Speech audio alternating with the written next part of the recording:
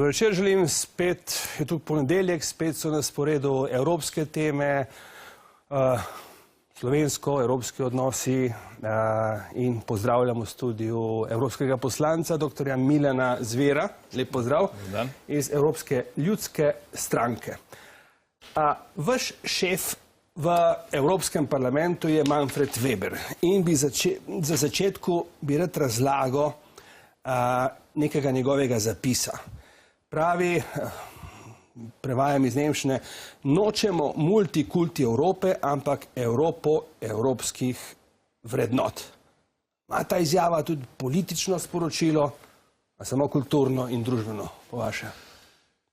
No, ima tudi politično, seveda pa je izrazito kulturna izjava, ne?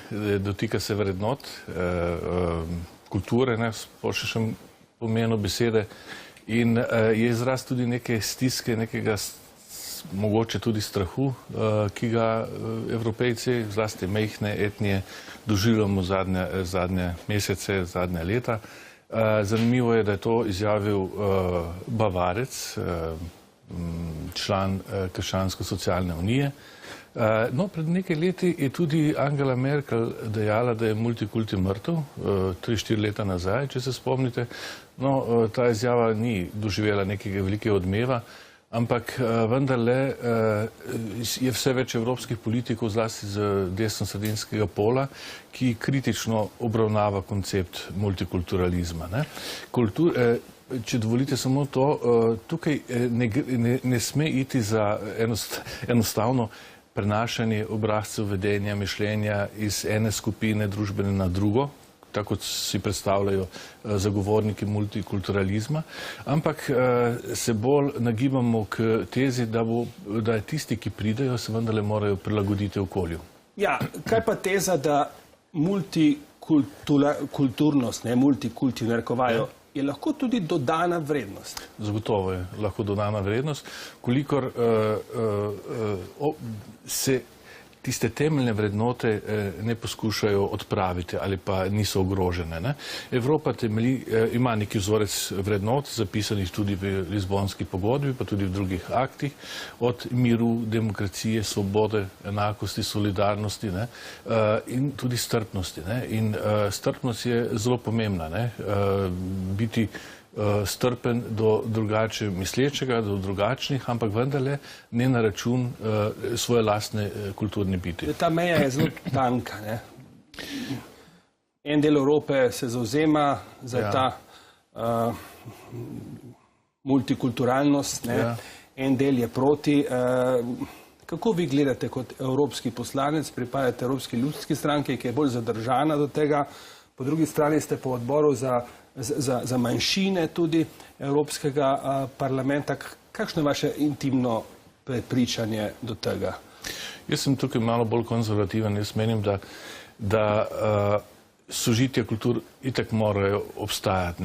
Sicer je alternativa spopad kultur. Vendar tukaj ne sme priti nasilja nobene kulture nad drugo kulturo. Česa se bojite? Govorimo o migrantih, o tistih, ki bodo šele prišli, tistih, ki so prišli. Ja, veste kaj, že sama debata, ki je bila v času sprejemanja Evropske ustave oziroma pogodbe, ali naj se omeni v preambuli, da Evropa temelji na krščanstvu, je bila zelo pomenljiva. To pomeni, Evropejci nekateri bi se radi odpovedali svojemu jedru, svoje kulture, ki je vendarle religijsko to jedro. Jaz sem še svoj čas, 20 let nazaj, delal raziskave o kulturnih in političnih vrednostnih usmeritvah pri Evropejcih. In smo dobili značilne razlike med njimi in te razlike so bile prav zanimivo. Na eni strani skupina katoliških držav, protestantskih držav in pa pravoslavnih držav. To pomeni, da tudi sicer način razmišljanja, vedenja je določen po nekem tvojem notranjem vrednotnem bistvu. Če rečeš ne multikulturnosti, a pomeni to nestrpnost? Ne, mislim, da ne. Mislim, da ne, lahko rečeš ne multikulti, oziroma da se zavzemaš za to, da tisti, ki pridejo v Evropsko unijo, da se do neke mere asimilirajo, da spremljajo naš način življenja. Recimo enakost med spoloma je tukaj ena izmed ključnih vrednot v Evropski uniji, ne samo političnih principov, ampak ključnih vrednot, ki ga živimo. Ne? Tukaj se ne bi smelo iti segregacija ali pa kakšna druga razlika je, ki zlasti v muslimanskem svetu vidimo. Ne? Kaj je Evropi prinesel tisti glavni begunski, migrantski val leta 2015? Glavni je prinesel strah med ljudi. Jaz sem se spomnil, kako je Slovence bilo strah, zlasti na Gorenjskem, v Šenčuru, ko so poskušali preprečiti, da bi naselili večje število migrantov. Danes po 3 letih, kaj lahko rečete? Ja, jaz mislim, da ta strah deloma med ljudmi še živi, zlasti pri majhnih etnijah, kot smo Slovenci. Slovenci smo uspeli preživeti zgodovino, dokaj burno zgodovino na tem koščku Evrope, ki je zelo v samem središču. Mi imamo različne močne kulture na severu, vzhodu, jugu, zahodu, posod praktično, ampak vendar se slovenski narod kot kulturna entiteta ohranil skozi stoletja in tisočletja, lahko rečem. In zdaj seveda bi na nek latenten način lahko izgubil svojo to kulturno identiteto. In jaz razumem tiste, ki se postavijo proti, recimo. Kaj pa tisoči in tisoči, ki v žargonu bi lahko rekli, ne morejo ne živeti, ne umreti v tistih begunskih taboriščih na obrobju Evrope, ki čakajo in ničesar ne dočakajo? Takim je treba pomagati.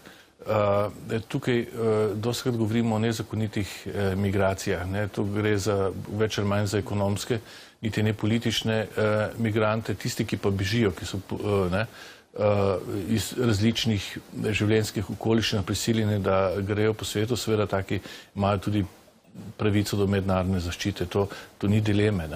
Ampak več ali manj je velika večina s temi migrantskimi valovi prišla, torej takih, ki niso izpolnjevali tega pogoja. Ekonomski migranti. Saj težko bi rekli, da Evropa ni gostoljubna. Zanimivo, večinoma želijo v zahodno Evropo. Nihče ne išče boljše prihodnosti v Rusiji ali pa v Savdski Arabiji. Kakovost življenja točno v Evropi je najvišja, v svetu najboljša in seveda je logično, da se izberejo tisti, ki gredo na pot to destinacijo. Ne standard, tudi kakovost, sama. Kakovost, ja, sej, standard je v nekaterih državah, drugih izven Evrope višji, ampak kakovost življenja je tukaj pri nas dobra. In verjetno so tudi zaradi tega prišli. Socialni sistemi so močno razviti in tisti, ki gredo na pot, imajo točno sezname in točno vedo, kam želijo in kakšne beneficije socialne bomo dobili. Tukaj je problem tudi Slovenije. Zadnjih 10 let je čez 50 tisoč mladih odšlo ven in to je šolanih mladih. Torej, ljudje ali pa del naroda, ki je najbolj vitalen, je zapustil Slovenijo zaradi tega, ker niso videli poslovne perspektive tukaj ali pa niso mogli dobiti službe. Istočasno smo uvozili, pod narekovaji, več kot 50 tisoč državljanov in mnogi od tega niso zaposljivi. Neke vrste migracije. Govorimo o tem. Še želel bi, da komentirate, urbanizacija je v navednicah seveda nek izraz, ki buri duhove v nekaterih krogih v zadnje dni, zadnje tedne. Kakšno je stališče, a je enotno stališče Evropske ljudske stranke do politike madžarskega predsednika oziroma višegrajskih držav, ki po mnenju tudi predsednika komisije v določenih primerih malo solirajo, si po svoje razlagajo vladavino prava? Ja, tudi znotraj višegrajske skupine so kar precejšnje razlike, tudi kar se evropskih tem tiče. Govorimo Madžarska, Poljska. Madžarska, kakšno je stališče Evropske ljudske stranke? Lahko rečem dokaj pluralistično. En del zlasti severnjakov je izrazito proti Orbanu, ker smatrajo, da njegov način vodenja države in politike ni korekten. Del držav, zlasti vzhodne Evrope, pa podpirajo Orbana normalno, vključno z SDS, vključno z nami, vključno z mano. Jaz mislim, da je Fides izjemno uspešna politična stranka, na Madžarskem trikrat zmagala zaporedoma na volitvah, temeljito dela reform na vseh področjih, treba je vedeti, da je tudi Madžarska v tranziciji, da je treba nekatere stvari izboljšati, spostaviti na novo. Seveda pa te stvari nekaterim, zlasti socialistom, ki so pa izraziti krizi na Madžarskem zadnjih nekaj let, to ne ustreza in seveda iščejo vso možno podporo zunaj, ne samo Soros, ampak tudi pri politikih. Res je, Madžarska je včasih šla korak ali pa tudi stopila čez linijo, kot temu radi rečemo, ampak Orban je bil... Že ograjo je prva postavila. Ja, ampak Orban je vselej šel pogumno v Evropski parlament in se pogovarjal tudi z tistimi največjimi svojimi kritikami. Zelo korektno, vedno je spadal verodostojno in je pojasneval stvari. A lahko Evropa zdaj izolira Madžarsko? In Madžarska je vselej popravila stvari. Če je Evropa komisija ugotovila ali pa kakšen drug organ, da je bilo kaj narobe, je Madžarska brez težav to popravila. Torej, malo je evroskepticizma mogoče v teh novih državah več kot v starih članicah, stabilnih demokracijah. Jaz sem svoj čas razlagal to tudi z kulturnimi razlikami. So različne kulture, demokracija vendarle otrok Zahodne Evrope, tudi, če hočete, vpliva protestantske religije, večji poudarek individualni svobodi in tako naprej. Ni toliko te solidarnosti, čutka kolektivizma, kolektivne odgovornosti, kot je recimo v vzhodni ali pa južni Evropi. Ta pravoslavni pa katoliški del imate mogoče drugačen software of mind v politiki kot zahodno in pa severno evropski. Ideje Šumanove, to moramo razumeti. Ja, ideje Šumanove deklaracije izpred desetletij so dejstvo, so dosežene. Takrat se Evropa združila predvsem zaradi miru. Mir imamo, a je mir neosporavano dejstvo, ali se nam lahko kaj zgodi? Torej, mir ni sam po sebi umeven. To se vidi že iz tega, ker Evropa je padala v zadnjih letih s tečajev iz različnih razlogov. Od terorizma, en teroristični napad je praktično precej, kako ne rečem, stresel Evropsko unijo in tudi klima se je spremenila. Potem ilegalne migracije smo videli, ti valovi, energetska odvisnost od Rusije, potem rožljanje orožja na vzhodu. Vse to dela Evropsko unijo ranljivo. In tudi zaradi tega... To je treba vzdrževati. Torej, mir ni samo po sebi umeven, zato so recimo predlagali v Evropski uniji, da bi se začelo govoriti o obrambni uniji, da bi vojsko bilo potrebno malo bolj povezati. Res je, da so več ali manj skoraj vse države v NATO, ampak to ni dovolj. Se bo oblikovala znotraj NATO Evropska skupina voljnih za morebitno poslovanje, če bi bilo treba. Tudi zunanja meja, Frontex se spostavila zadnje leta veliko bolj. Torej, mir je še vedno zelo aktualna tudi politična tema in bo treba nekaj narediti. Zadnjih 25 let smo živeli v varnostnem vakuumu. Praktično države članice, ne samo Slovenija, tudi druge, tudi zlasti baltske, niso vlagale več v obrambo, ker so mislili, da so itak del kolektivne varnosti, da ne bo potrebno, vlagali so denar nekam drugam in danes se zelo čuti ta strah pred morebitno rusko agresijo na Baltiku, ker so baltske države izjemnoma slabo oborožene. Nekatere nimajo niti letalstva, drugi nimajo tankovskih enot, recimo. Zadnje mesece se NATO trudi pa popolnjuje te enote, ampak vendarle z varnostnega vidika je Baltik zelo šibka točka NATO in pa Evropske unije. Kakšno sporočilo pa je vam kot evropskemu poslancu prinesel zborovanje, volilno zborovanje Erdogana v Sarajevu? Vendarle ena od evropskih prestolnic. Kako gledate na to? Erdogan je vse lepo ve, ko zmaga, ne? Tudi na zadnjih volitvah je govoril, to je zmaga ne samo ljudi v Turčiji, Carigradu, ampak tudi tistih v Skopju, v Sarajevu in potem našteva okrog destinacije, kjer recimo kjer ima Turčija velik vpliv. Turčija je interesno vezana na Balkan, vedno je bila in tudi vedno bo, in Erdogan je med prvimi, ki to direktno javno tudi pove. Makedonija, kulturna krajina Makedonije se je spremenila v zadnjih desetletjih zelo bistveno. Na stotine novih džami je zgrajeno in tako naprej. Skratka, ne samo Turčija. Demografija enega naroda. Ja. In Saudska Arabija in Turčija imata na Balkanu, poleg Rusije seveda, velike apetite. Seveda tudi Evropska unija ne bi smela pozabiti na Balkan. Tudi zaradi tega smo tudi v okviru sofijskega srečanja, v okviru bolgarskega predsedovanja zelo jasno in glasno povedali, da Evropa mora se širiti tudi na Balkan, že zaradi njenega interesa. Za Makedonijo, Srbijo, verjetno tudi Bosna je malo bolj odzadej. Ja, zagotovo imata Srbija in pa Črna Gora prednost pri vključevanju v Evropsko unijo, potem pa še ostale države, ampak predvsem z vidika varnosti mora Evropska unija te države pridružiti. Res je, bodo rekli nekateri, zlasti v Zahodni Evropi, s tem si pridobimo nove probleme, ampak vendarle ne smemo pustiti, da Bosna spet postane sospodnika in moramo vse narediti, da se to prepreči. Ja, omenila sva prej Rusijo. A je v interesu Evrope, Evropske zveze, ravnovesje med temi velikimi, močnimi silami Evropa, Kitajska, Amerika, Rusija?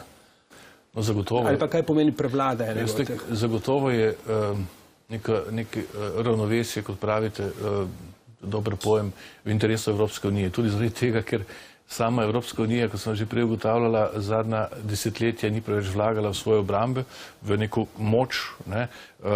Danes mi govorimo v Evropi, da imamo mehko moč, v znanju, v gospodarstvu, smo najmočnejše gospodarstvo. Celo trikrat večjo diplomatsko-konsularno mrežo imamo kot Amerika, ampak učinkovitost je slaba. Imamo primerljivo vojsko z Ameriko, pa učinkovitost je slaba.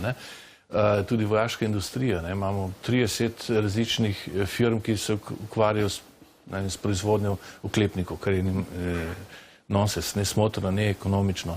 Veliko stvari je treba tukaj narediti, da bi Evropa postala kaj več kot zgolj mehka sila. Jaz bi si želel, da se tudi odnosi z Rusijo izboljšajo. Rusija mora postati naš partner, ne more biti, zdaj nima partnerskega odnosa zaradi tega, ker je pač to naredil Putinov režim, kar je naredil, ampak v prihodnje pa vendarle Rusija je neki vendarle naravni zaveznik. Ne samo zaradi tega, ker smo skupaj, sosedi, ampak tudi iz kulturnih razlogov. Bi morala Rusija biti naš partner, ne pa nekdo, s katerim se nenehno soočamo. Jaz si ne želim sankcij. Sankcije so zdaj nujno potrebne in bi še enkrat glasoval za njih, če bi imel možnost jutri, ampak to ni perspektiva. Perspektiva mora biti partnerski odnos in dobro sodelovanje med Rusijo in Evropsko unijo. Se pa Evropa boji ameriških sankcij, če bodo evropska podjetja še naprej sodelovala z Iranom. Moje vprašanje je, ali se Evropa oddaljuje od Združenih držav Amerike. Če poslušamo Donalda Tuska, bi rekli, da ja. Veste, res je, odnosi, to moramo priznati in to vsi vedo, to se vidi, da so slabši, kot so bili v preteklosti, Evropska unija, Amerika. Skrhali so se že zaradi te tipa, ki ni bil sprejet. Spet ne z vsemi državami. Ja, ampak v perspektivi jaz mislim, da bo vendarle ameriška administracija izboljšala odnose z Evropsko unijo. Amerikanci dosti krat gledajo tudi na Evropsko unijo kot na konkurenta, kot rivala, s katerimi se je treba bojevati zlasti na področju ekonomije. Kar se tiče varnosti, tukaj ni problema ali pa nekih drugih politik. Ampak jaz mislim, da prehajamo v neko fazo protekcionizma, ampak ne državnega protekcionizma, kot je bilo pred 100 leti, ampak bolj višje regionalnega protekcionizma, ne, Evropa proti Kitajski in obratno in tako naprej. In to ni dobro, ne. Tukaj bi morali oživiti WTO, Svetovno trgovinsko organizacijo, moramo regulirati trg, moramo sprejemati trgovinske sporazume. Če bo šla Kitajska s takim tempom naprej, kaj bo čez 20-30 let, ne? Imajo poceni delovno silo, kakšna delovna pravna zakonodaja ni ravno na piedestalu. Ja, tukaj bi lahko nova evropska delovno-pravna zakonodaja reševala situacijo, kolikor bi se bolj striktno in jasno prepovedalo, da se uvažajo nekateri izdelki, pri katerih pač se izkorišča otroke za delovno silo ali pa ženske in podobno. Tu bi morala Evropa, Kitajska pač jasno in glasno povedati, da z nekim izkoriščanjem ljudi in pa z dumpingom ne more biti korektni trgovinski partner. V Evropi znotraj držav Evropske zveze se pojavljajo točke nestrinjanja. Nekaj sva že omenila, katere so, a bi bilo treba bolj poudariti tiste konsenzualne točke, ki obstajajo. Določene vrednote pa bi morale biti skupne, ker ti verjetno boljše multilateralne ideje od Evropske unije ni. Imate prav, tukaj lahko dva skrajna pristopa. Totalni skepticizem. Totalni skepticizem ali pa celo, da bi šel ven ali pa da bi bil Bruselj praktično nepomemben. Drugi pa je pretiran unionizem ali pa centralizem, ki ga zlasti Verhofstadt pa Macron zdaj poskušate uveljaviti. To je nevarno, nevarno, ker bo začela... Identiteto je treba obdržati. Seveda. Isto imamo prakso z Jugoslavije, kadar so se centralistične težnje povečali, je začela pokati po šivi država in podobno bi se zgodilo z Evropsko unijo. Torej, moramo vedno iskati nove točke konsenza in te niso nujno enake vedno. V preteklosti smo imeli recimo skupno kmetijsko politiko. V redu. Je bila zelo pomembna, leta 1985 je bilo 3/4 proračuna za skupno kmetijsko politiko. Danes več to ni recimo tista točka, ki bi povezovala tako pomembno Evropsko unijo, ampak so druge točke. Recimo obramba in varnost sta zdaj v ospredju in zato je treba več poenotenja na teh točkah, kjer pa, moram reči, nismo dosegli recimo nekih velikih uspehov. Obramba in varnost še vedno ostajata suvereni pravici držav članic in so zelo ljubosumne, ko gre za sodelovanje. Tudi recimo pri zadnjih terorističnih napadih, če bi bilo sodelovanje in pa izmenjava informacij boljša med državami članicami, tudi med največjimi, zlasti te so pomembne, bi lahko marsikaj preprečili. Tako kot v Ameriki, recimo 11. septembra, tudi vojaške civilne obveščevalne službe niso med seboj sodelovali, jih je bilo 16, so pretekmovali, ko sodelovali in šele na to so Američani dali neko kapico čez, neko krovno in so ugotovili kasneje, če bi sodelovali boljše, uspešno bi lahko preprečili tudi ta teroristični napad. Ki brani recimo evropske meje, svoje meje brani tudi evropske meje, pade na neko državo večja breme. Zunanja meja je izjemno pomembna za svobodo gibanja navznoter. Če bomo imeli dobre zunanje meje, če bo Schengen deloval, potem ne bo potrebno v Avstriji nove carine ali pa avstrijska-nemška meja. Smo se zato borili, da zdaj moramo kazati potne liste avstrijskim mejnim organom. To je to. To pomeni, da je zunanja meja padla. Če ne bi padla, pač tega ne bi bilo. Padla tudi pri nas.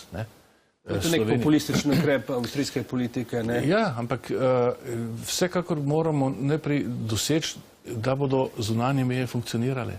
Da ne bo prihajalo na tisoče in tisoče nezakonitih ljudi noter. Kakšna država pa smo potem, Država je skupnost ljudi na nekem teritoriju in oblasti nad tem teritorijem. Če ni oblasti, potem zgubimo atribut državnosti. In ne gre samo za Slovenijo, gre tudi za Evropsko unijo kot tako. Zato je potrebno, jaz včasih pravim, da ti birokratski mlini prepočasi meljejo, kadar gre za delovanje Frontexa in nasploh za zaščito zunanje meje. In tudi tu, zdaj, če se bo širil Schengen na Bolgarijo in Romunijo, kar se bo, tudi Hrvaška bi bila rada v tem paketu, ampak Hrvaška ta hip še ni pripravljena in to se jih že dali stokrat povedati. Ali Evropa zaupa državam, ki ste jih ravno kar omenili, da bo varovala zunanje meje? Romunija in Bolgarija dosegate standarde, že zdaj. S pomočjo Evropske unije, seveda se bo Evropska unija tudi Hrvaški pomagala, ampak vendarle Hrvaška doslej ni naredila dovolj, da bi lahko bila korekten izvajalec šengenskih pravil. To se vidi tudi sedaj, iz Velike Kladuše nam hodijo redno dnevno migranti čez zeleno mejo, to se ne bi smelo dogajati. Hrvaška bi tukaj lahko naredila prvi izpit na poti v Schengen, če bi zaustavila te migrante. Ja, mislite, da ta problem migracij smo imeli pred 3 leti. Zdaj se nekako napoveduje drugi val, ne v takem obsegu, ampak tisti val, ko je šlo nekaj 100 000 ljudi čez Slovenijo, se ne more ponoviti, po vaše pa treba ostati previden. Ja, teoretično se lahko ponovi. Veliko odvisno tega, kako se bodo države na poti, balkanski poti, sodelovale med seboj. Če se prekine sporazum med Evropsko unijo in pa Turčijo, v zvezi s tem bomo imeli velike težave. Že zdaj, zadnje tedne, spet prihajajo v večjem številu, 130% več kot lani, v istem obdobju lani, večje število na grške otoke in potem ta vzhodna mediteranska pot, torej balkanska, je najbolj obremenjena, 3-krat bolj kot apeninska in 10-krat bolj kot zahodna mediteranska, Španija pa tam gor. Tako da največji problem je ravno tukaj in mi smo pač nažalost na tej poti, ali če bi veljala prejšnja ruta, ali po tej novi vse gre skozi Slovenijo. Veliko je tudi v denarju. Slovenija zdaj neto prejemnica, ugiba se, ali postane čez nekaj let neto plačnica. Po svoje to dobro, To bi bilo v redu, ja. Kar kaže na naš razvoj. Ja. To pomeni, da bi Slovenija pač dosegla evropsko povprečje in bi seveda ljudje boljše živeli tukaj. Ampak zdaj za naslednjo finančno perspektivo še zagotovo ne. Govorimo do leta 2027. Bomo prejemnica, vprašanje je koliko. Jaz sem prepričan, da bomo dobili... Najboljše imeti visok standard pa biti prejemnica. To ni možno, ne? Tudi to se dogaja. Se dobivajo preko skupne kmetijske politike, tudi razvite države veliko denarja iz Evropske unije, tudi preko kohezije se tudi najde, so določene regije, tudi v razviti državi, ki so... Ampak za ta regionalni razvoj, za kohezijo, ne bi bilo zdaj malo manj sredstev tudi za Slovenijo? Pa tudi za kmetijstvo. Tudi za kmetijstvo. Zdaj, proračun so uspeli rešiti, oziroma za začetek. Komisija je nekaj predlagala, Evropski parlament je to sprejel in zdaj nas čakajo huda pogajanja z državami članicami. Ali bodo uspele sfinancirati izpad zaradi Brexita? To pomeni... Kakšen je ta izpad? Ni tako tudi grozno velik, ampak je obvladljiv. Zdaj je 1,13 bruto nacionalnih proizvodov vseh držav. 1,13%, prej pa je bilo kakšno desetinko manj. Ampak z Britanijo grejo tudi rabati, na desetine in desetine milijard je Evropska unija plačevala Veliki Britaniji iz tega naslova,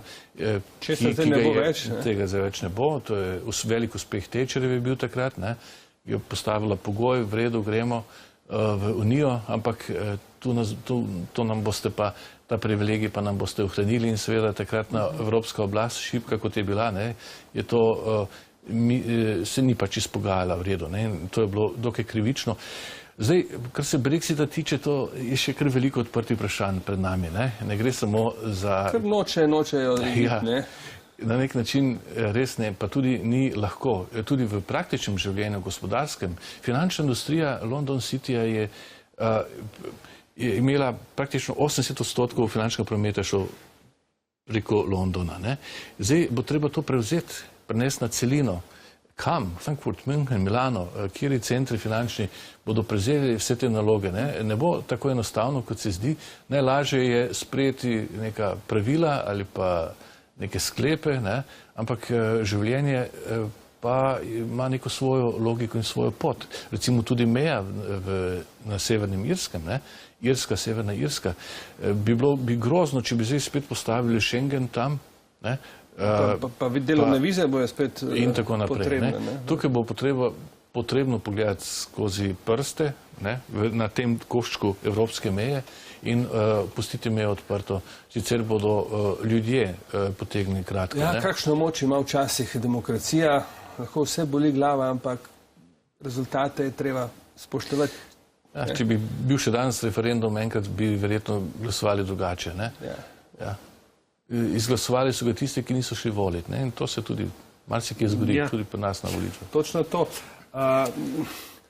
Zdaj, s katerimi temami se sami največ ukvarjate? Ste v odboru za manjšine, tudi član delegacije za Združene države Amerike. Ja, če začnemo za manjšine, tukaj je ta odbor malo manj dejaven, ampak to je zelo pereče vprašanje Evropske unije, ker v zahodnih evropskih družbah, ne, manjšinske vprašanje ni, ne, vsej v etničnem smislu.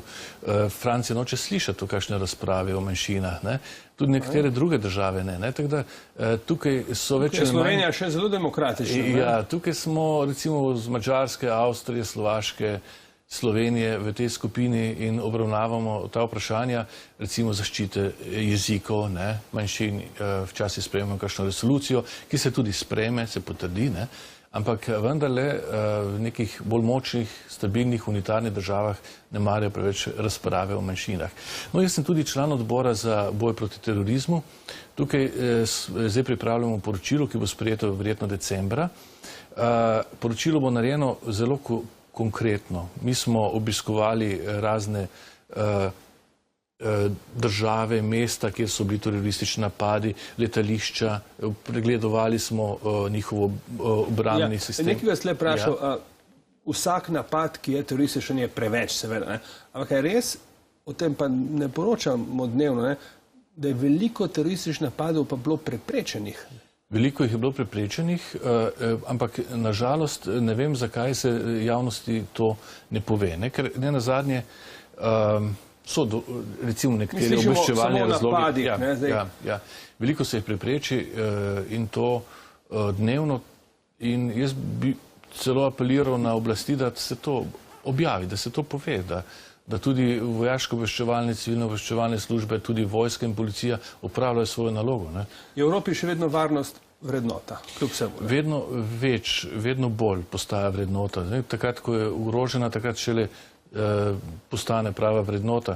Recimo pred 15 leti ali pa še pred ameriškim terorističnim napadom ni bilo čutiti neke take napetosti.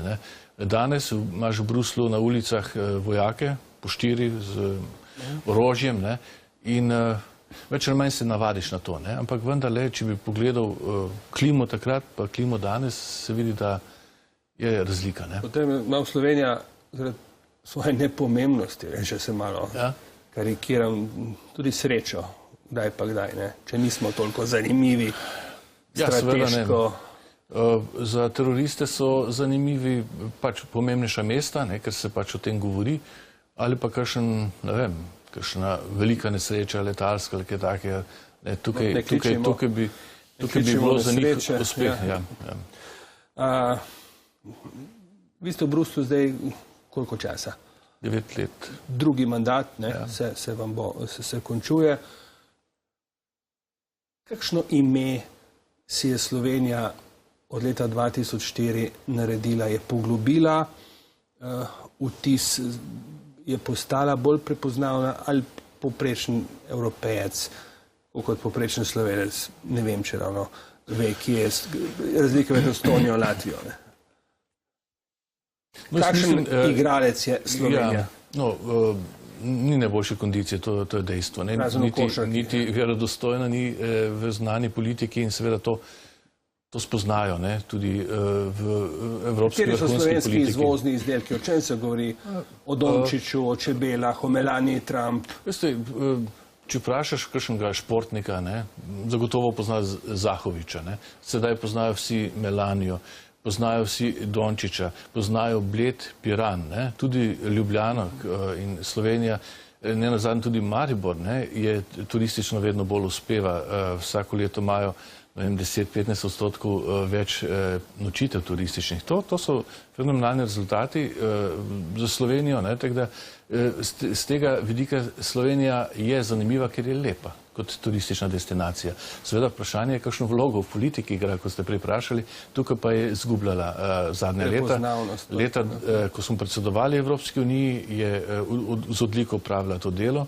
Jaz sem mislil, da je to pač ena taka džentelmenska rutina, da vedno hvalijo tako državo in kasneje sem spoznal kot član parlamenta, da temu ni tako, da so bili poslanci zelo kritični do nekaterih predsedovanj. Po nekaterih statistikih pa je Slovenija zelo privlačna za življenje. Po nekaterih meritvah kakovosti življenja. Kakovosti življenja zagotovo. Na tako majhnem prostoru imaš celo, ne vem, ne samo 3 vinske regije, imaš tudi 3 klimatska podnebja. To je fascinantno za tujce, ki pridejo sem. Pa premalo verjetno teh vetrnih elektrarn. Ko letiš nad Brusljem, je ogromno teh vetrnic, nismo še... Meni je zlasti všeč to, da nimamo velikih mest, da imamo krajino poseljeno in to je lepa, in tudi zaradi tega je kakovost življenja tukaj bistveno večja. Zdaj, včasih so rekli, v mestu, urbanih naseljih je kakovost življenja boljša, da se stvari obračajo. Zdaj je v mestih, urbanih naseljih kakovost življenja bistveno manjša kot na podeželju. A še kaj govorite s hrvaškimi kolegi o tej arbitraži, ali to ni več tema? Če ste sploh kdaj, no? Smo govorili, smo se dobili tudi s hrvaškim predsednikom vlade, smo ga povabili na kavo, poslanci smo se... Vi ste prav slikan s Plenkovićem, ne? Če poznamo družbena omrežja. Bil moj kolega in prijatelj tudi. Bili smo veliko skupaj, dokler je postal predsednik vlade. Zdaj on zastopa neke druge interese. Ja, zastopa hrvaške interese in jaz bi želel, mu ne moramo očitati, da zastopa hrvaške interese, očitamo lahko našim politikom, ali so dovolj zastopali slovenske interese pri celotni zgodbi. In res je paradoksalna situacija, sedaj Hrvati nočejo implementirati ničesa, kar jim v bistvu ustreza. Oni bi želeli recimo ta akt, Haški akt spremeniti v bilateralni sporazum, dogovor. Jaz tudi razumem, zakaj. Hrvaška hoče ta pristop, ki je bil sedaj, izničiti in uveljaviti bilateralna pogajanja z vsemi ostalimi, ki še jih ima. Seveda s tem bi Hrvaška pridobila na moči, glede na to, da so se ostale države, ki mejijo na Hrvaško, čakali na sprejem v članstvo Evropske unije. Merklova in Juncker sta jasno povedala, da morajo prej rešiti obmejna vprašanja. Seveda in avtomatično je vloga, moč pogajalke Hrvaške večja, če se lahko bilateralno pogovarja. Če pa je dana mednarodno sodišče, pa seveda njena moč bistveno manjša. Še vas bom vprašal, poznate predsednika Evropske komisije? Zelo dobro. Zanimiv vtis daje v javnosti, pa me zanima, kakšnega je naredil na vas, iz določenih situacij deluje zelo slikovito, rad se objema, je zelo direkten, tak nenavaden, ni birokrat, ne? Ne, ni birokrat. Kako bi ga ocenili? Ja, moram zelo paziti. Ja, korektno. Korektno. Jaz mislim, kot človek je zelo vredo, ne? Predvsem to me zanima. Z veseljem greš z njim na kosilo, dostopen, se tudi pogovarja normalno. Včasih pa ima svoje muhe, ne? In prej kaj naredi, se dovolj dobro razmisli. Je pa tudi res, da vse te njegove poteze, tudi kakšna sporna recimo, ni zrasla na njegovem zelniku, ampak da ima okrog sebe ljudi, svetovalce, ki mu svetujejo. Ni nič od teh potez mu ne uide. Vse preračunano. No, on je le naš špicen kandidat bil in normalno, da ga bomo podpirali do konca mandata. za naslednje obdobje pa je že napovedal, da ne bo kandidiral še enkrat, ampak bomo morali konc leta na enem kongresu na Finskem izbrati novega, drugega. Ja. Te organizacije, predvsem govorimo o Evropska komisija, parlament, številne službe in tako naprej, znotraj tega govorijo o vrednotah, standardih in tako naprej. Niso pa imune tudi na korupcijo. Koliko je tle samokritike, koliko je tle reščevanja tudi znotraj samih institucij? Mi imamo posebno službo, ki se ukvarja z morebitno korupcijo oziroma nepravilnim porabljanjem evropskih sredstev, ampak gro korupcije vendarle v državah članicah. Evropske institucije so nekoliko manj. So pa to sanjske službe, ne? So rekli, Bruselj grem zaslužiti, kako je skrat. Veste kaj, Bruselj morda, Juncker je med drugim tudi obljubil, da debirokratizacijo, da bo zmanjšal število zaposlenih, to je v redu, celo izvršil je eno obljubo, za katero smo mislili, da je ne bo, in sicer dereguliral je mnoga področja, mnoge politike. Barroso je poskušal popolnoma vse regulirati. Juncker je po miselnosti bolj liberalen in si želi malo več svobode, recimo na raznih področjih politika. V tem smislu je. No, včasih se tudi malo dela krivico evropskim birokratom ali pa uslužbencem, uradnikom. Tukaj gre vendarle za vrhunske strokovnjake, ki so sposobni, vešči in tudi zelo malo denarja ostaje za njih. 95% evropskega proračuna gre nazaj v države članice. Samo 5% se porabi za funkcioniranje, za plače, za kakšne druge stroške, kakšno stavbo, ki je naredijo in podobno.